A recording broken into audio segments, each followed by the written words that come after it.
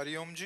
राधे राधे। राधे राधे महाराज जी, आपके चरणों में कोटि कोटि नमन। महाराज जी, प्रेम क्या है? किसी को याद करना प्रेम है, किसी के बारे में सोचना प्रेम है, हर वक्त उसकी ख्याल रहना प्रेम है, या उसका चिंतन या उसके बारे में सोचना प्रेम है? सब एक ही बात है। याद करना, चिंतन करना, सोचना।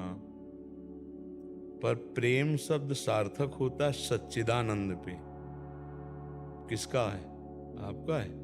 आजकल जो प्रेम शब्द का प्रयोग पार्थिव पांच भौतिक शरीर के भोग को कहा गया, उसे प्रेम नहीं, उसे काम कहा गया है। ये जो पुरुष स्त्री संबंधी आकर्षण है, बोले प्रेम है, इसे काम कहते हैं, प्रेम नहीं कहते। प्रेम होता है सत चिद आनंदमय। प्रेम होता है प्रतिक्षण वर्धमानम। प्रेम होता है कामना रहितम। प्रेम होता है सूक्ष्मतरम। प्रेम होता है अनुभव स्वरूपम। समझ रहे हो ना? अब क्या समझोगे प्रेम के विषय में? प्रेम तो बड़ा सूक्ष्म विषय है, पर हम इतना बताते हैं कि जैसे अपनी माँ से प्रेम है, बहन से प्रेम है, तो वहाँ हमारे दूषित भाव तो नहीं होते, पूज्य भाव होते नहीं होते। जैसे जवान बेटी अपने पिता के गले लगे तो काम भाव थोड़ी आ जाएगा। तो देखो, लौकिक भावना में भी काम की बस नहीं चलती। तो सोचो, प्रेम जब जागृत होगा तो चराचर जगत में अपने इष्ट के सिवा और कुछ दिखाई ही नहीं देता है। जब प्रेम जागृत होता है तो सतचित आनंद में प्रेम है, सतचित आनंद का ही अनुभव होता है। काम जब जागृत होता है, काम की पहचान होती है, वो देह भाव में आसक्त होता है, उसमें कामना होती है, उसमें सुख लेने की इच्छा होती है। तब हमारे को लगता है कि हम इससे प्रेम करते नहीं। वो कामना होती है, मोह होता है, राग होता है, लौकिक आसक्ति होती है, प्रेम नहीं होता है। प्रेम बहुत हट करके है। और अगर हमारा प्रेम हो जाए तो माँ से भगवान की प्राप्ति हो जाए, पत्नी से भगवान की प्राप्ति हो जाए, पुत्र से भगवान की प्राप्ति हो जाए, और चराचर जगत से, कुत्ते से भी भगवान की प्राप्ति हो जाए, ईंट पत्थर से भी भगवान प्रकट हो जाए, खंबे से भी भगवान प्रेम हो जाए, कहीं भी प्रेम। चराचर जगत में परमात्मा विराजमान। प्रेम इतना सामर्थ्यशाली है, भगवान शंकर कह रहे हैं, ते ही समाज गिर जा में रहे हूँ, अवसर पाई बचन एक कहे हूँ, हरि व्यापक सर्वत्र समाना, प्रेम ते प्रगट हो ही मैं जाना। प्रेम से व्यापक परमात्मा प्रकट हुआ। प्रेम बहुत बड़ी चीज है नहीं? और आजकल लड़का लड़की शरीरों के आकर्षण को प्रेम कह रहे हैं। ये प्रेम नहीं है, मलिन काम है। ये राक्षसी वृत्ति है जो दुर्गति कराने वाली, नरक ले जाने वाली है। नहीं, त्रिविधम नरकस्येदम द्वारं नाशन मात्मनः कामः क्रोधा तथा लोभा तस्मात् दैत्र्यं त्यजेत्। पर काम और प्रेम का पहचान करना कठिन, और लक्षण दोनों में एक ही जैसे होते हैं। लक्षण एक ही होते हैं। जैसे कामी पुरुष सदैव स्त्री का चिंतन करता रहता है, कामी नारी प्यारी जिम, लोभी जिम प्रिय दाम, तिम रघुनाथ निरंतर, प्रिय लागो मोहि राम। तो कामी को भी नींद नहीं आती, कामी को भी वही गली पसंद आती जिसमें उसके कामना पूर्ति होती। और ऐसे प्रेमी को भी होता है, नहीं खान पान ते भावे है, नहीं कोमल वसन सुहावे है, उसे सब विषय लगे ते खारा है, हरि आशिक का मग लिहारा है।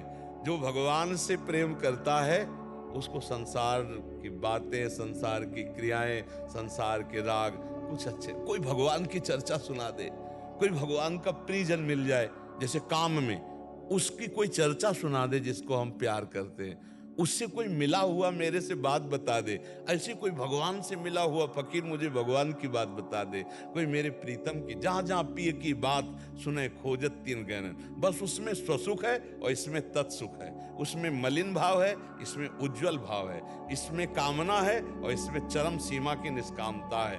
वो नष्ट होने वाला है, ये प्रतिक्षण वर्धमानम है।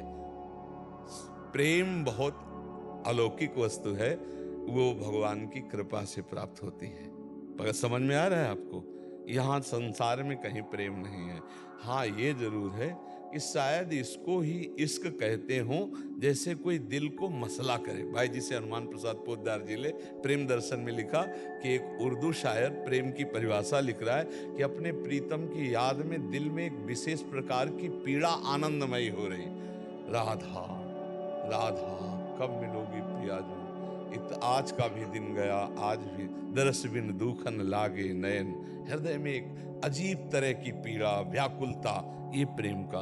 अपने प्रीतम का सतत बिना प्रयास के स्मरण, अपने प्रीतम की बात सुनते ही खो जाना, अपने प्रीतम की बात सुनने के लिए व्याकुल होकर दौड़ा फिरना, अपने प्रीतम के मिलन के लिए हर उपाय करने के लिए तैयार, प्राणों को समर्पित करने के लिए तैयार, तो समझ ले कि हमारे अंदर प्रेम आ रहा है। पर जब भगवान का प्रेम आएगा तो फिर और किसी से अपनापन नहीं रह जाएगा। जननी जनक बंधु सुत दारा, तन धन धाम सुहृद परिवारा, सबकी ममता ताग बटोरी, मम पद मनहि बांधि बर डोरी।